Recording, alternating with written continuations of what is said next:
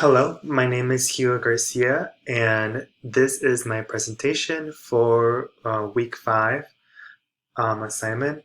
That is the online food ordering database.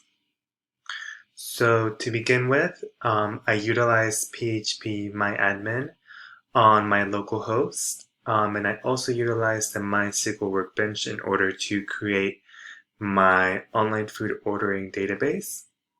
Um, Here within the PHP My Admin Localhost website, you can see my database right here, the online food ordering, with all the different columns already populated. I will go more in depth to explain how I went about doing this, but here as well you can see a little bit of the data that I populated, but I will also be talking about that in my further in my presentation.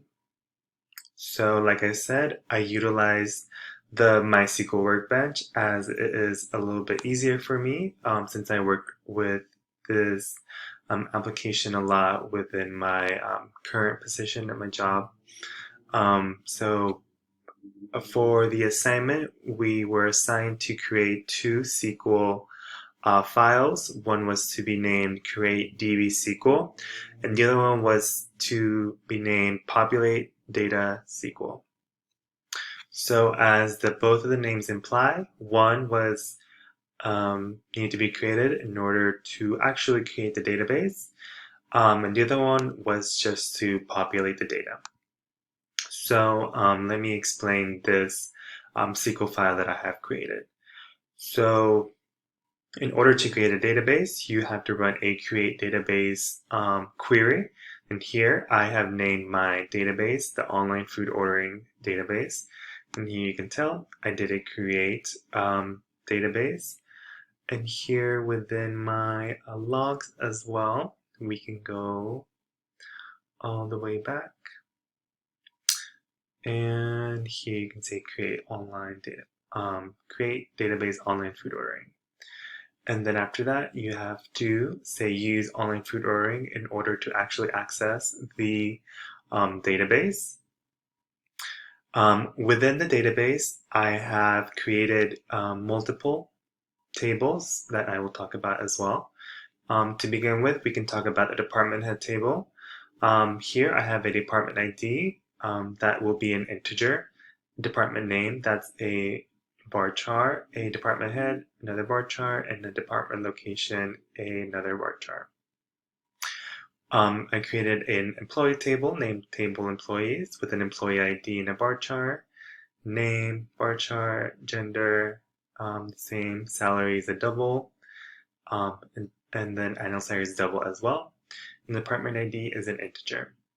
Here I have created a foreign key that references the department ID in both the employee table and the department head. The next table is the menu table.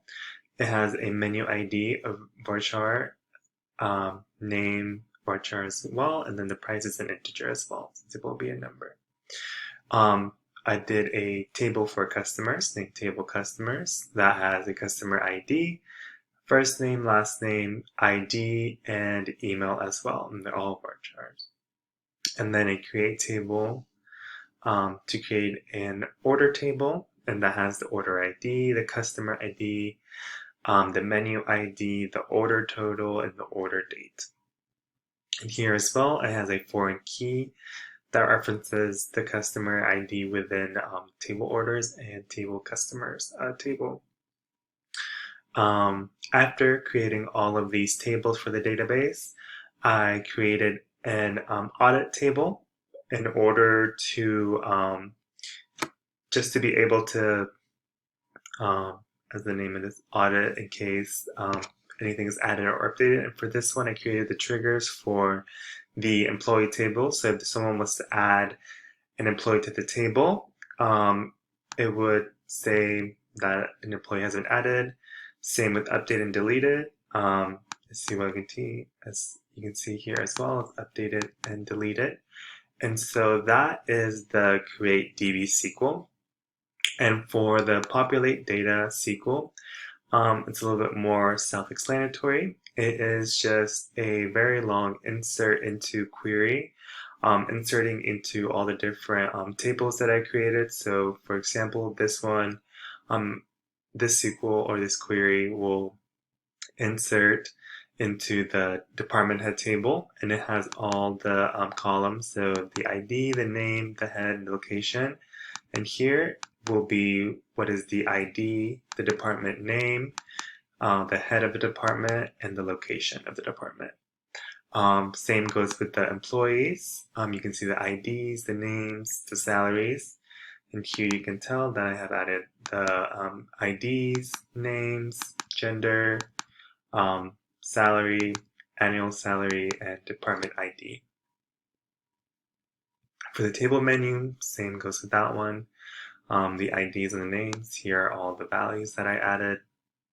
For the customers, all of this as well, and then the orders as well, that references all the different IDs.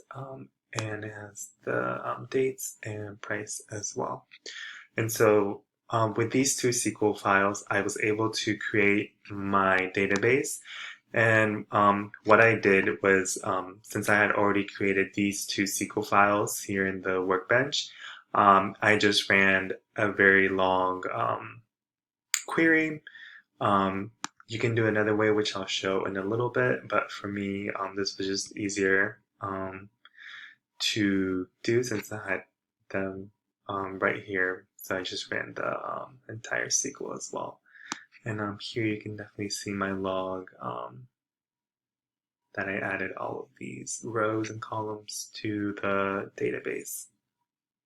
But the other way that is possible to create this database, if you have these two files, you can go into the myphpAdmin that you have, and you can also import the SQL files here as well. You can import them as a zip or a SQL file, and it will do the exact same thing as I did here with the SQL workbench that I just showed. But I will show all the different data that I populated within my tables and columns. And then with this, I just do a select from the different tables, and this will show me all the different data that was populated in my tables. And so when I run that, I will be able to see all the data that I have inputted within the table. So here you have again the ID, the name, the head, the location. Here as well, you have the salary, the names, the IDs, more names, email, things like that. And yeah, this is my online food ordering database. Thank you so much for listening to my presentation.